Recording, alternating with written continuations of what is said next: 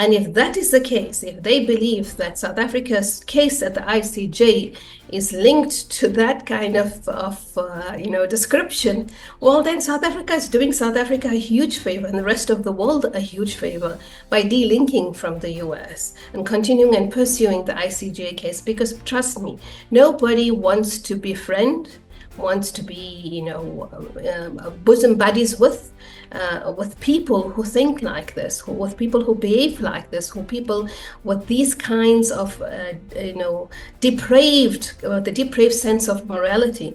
So in South Africa's case at the ICJ needs to stand. It will stand, inshallah. The US-South African relationship has always been a relationship that carries with it many nuances. And if you understand politics across the world, or real politics, that you will understand that there are ways in which governments communicate with each other, and there are ways in which people react to each other. So it's a people-people relationship, it's horizontal, and then there's a vertical relationship between the government and the people, or governments and the people of the different countries, and then there's another horizontal relationship, and that is from government to government. So these are all the different things that we need to consider in terms of the relationship between the US and South Africa. Historically, of course, the US is dominated by white supremacist policies and ideologies. It has always treated South Africa as backward, the black nation, deserving of apartheid. They were one of the few states to actually support the ending of apartheid, and right up to the 1990s had President Nelson Mandela designated as a terrorist. But the people of America and the people's relationship with America, and I mean not all the people, of course, because there are people who support this white supremacist ideology, but there are a great number of people who view things differently, who do not support what the government is doing, and have a good relationship in terms of human dignity, humanity, and understanding the human engagement between people, between the South African people and the American people. So the expulsion of the ambassador, of our very dignified, and is a seasoned diplomat, respectful and very knowledgeable in what he does, between South Africa and America, tells us a lot about how that particular society has developed or not developed. May I say they've actually retrogressed. I think they're becoming far more retarded in terms of their political sphere.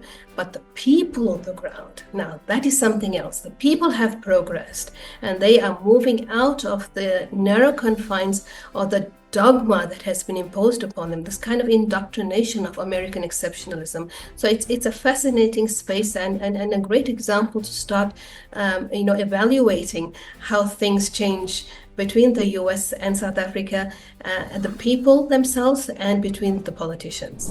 Well, look, we have to be pragmatic. Diplomatic relations and relations between countries is about pragmatism, it's about realism, it's about national interest. And ultimately, nobody lives in a vacuum. Everybody needs everybody else, and people work together. The ultimate goal of the establishment of the United Nations was also to forge a nation, a United Nations philosophy that is based on the common dignity of all, that is focused on the development of all, on the equality and diversity, respecting the diversity of all. So for South Africa, we have to be pragmatic. On the one hand, we have an understanding of what it is that is needed in order to maintain relationships, but on the other hand, we have an understanding of what our values are, based on our history, based on our African identity, based on our own indigenous philosophy, and that is Ubuntu.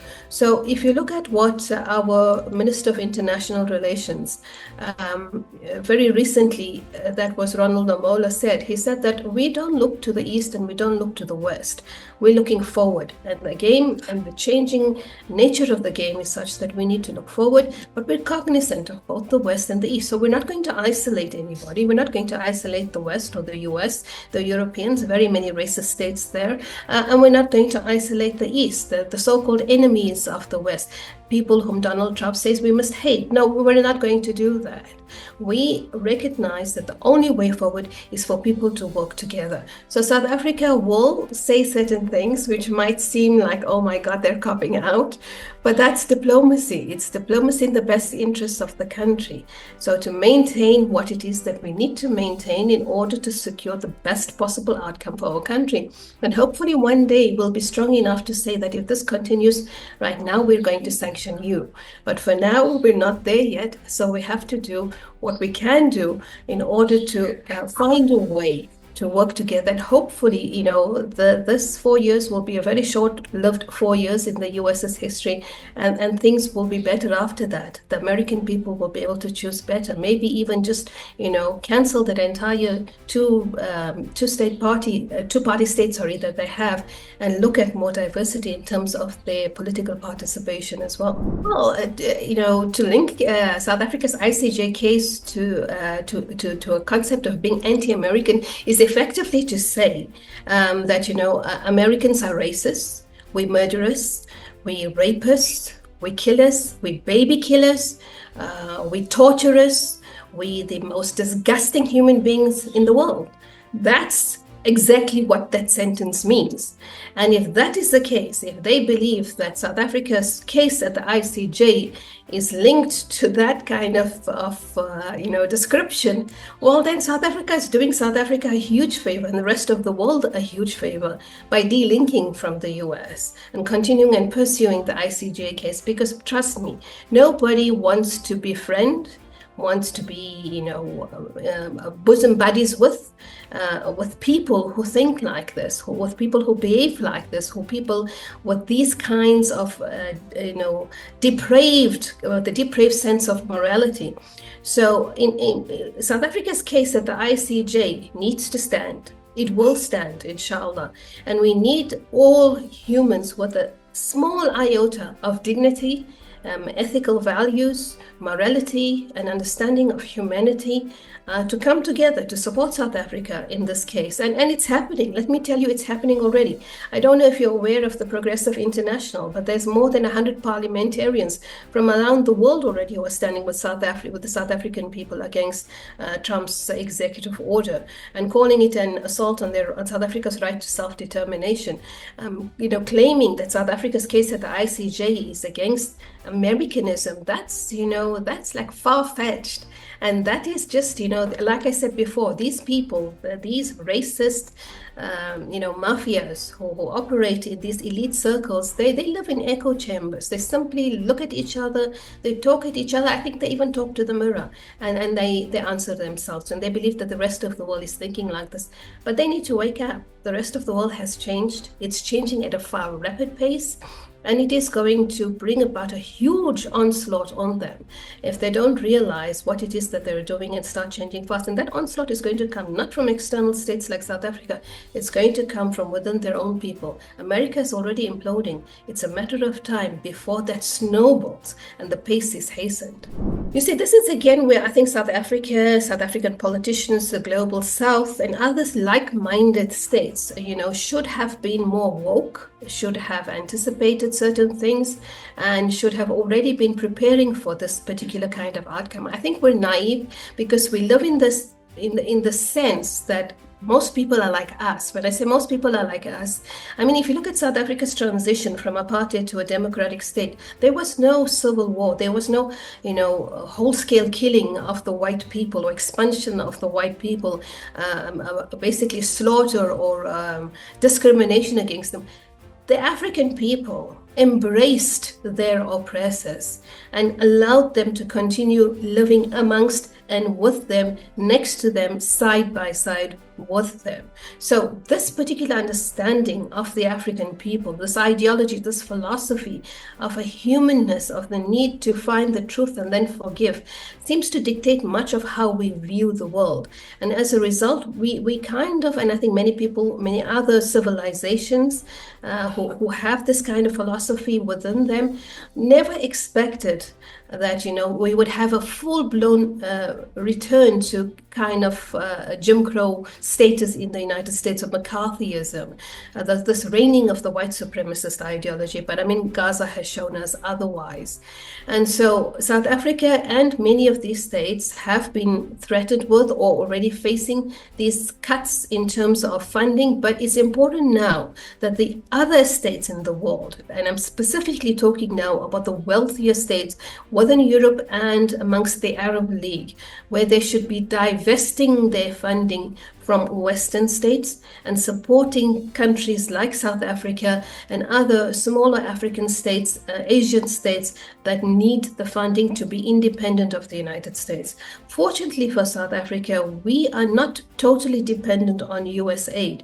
And much of the funding that is coming to South Africa from US aid is in the health sector. So South Africa has to find ways to mitigate this. But you must also understand that there's something very sinister about US aid, and I'm sure you've picked this up already, that US aid is actually a wolf in sheep's clothing. They come in to try and dictate foreign policy. They come in to try and effect change on the ground. They have been used significantly throughout the world in many, many states to bring about regime change and coup d'etats. This is how they illegally bring in funding, and then they stir the local population. So in a way, in my opinion, this is a very good thing. It's the best thing that Donald Trump could have done for many of these countries, is to actually, push out this negative aspect of using money to impose American visions, American foreign policy, American elite interests on other nations in the world.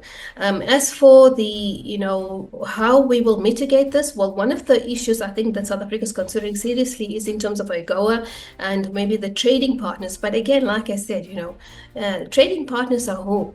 It's not the US government, it's people, it's ordinary people who own companies, people who work in companies, jobs that are being threatened, not only on the South African side, but on the American side too. So if the momentum, is hastened, if there is something stirring and an awakening in the American people, and I believe that it's there already, they will realize that what the president is doing is actually bankrupting them first, before trying to punish another nation for not responding to its call. Because the white supremacist ideology that Donald Trump and his particular clique hold is that when they say jump, we almost ask how high, not why should we.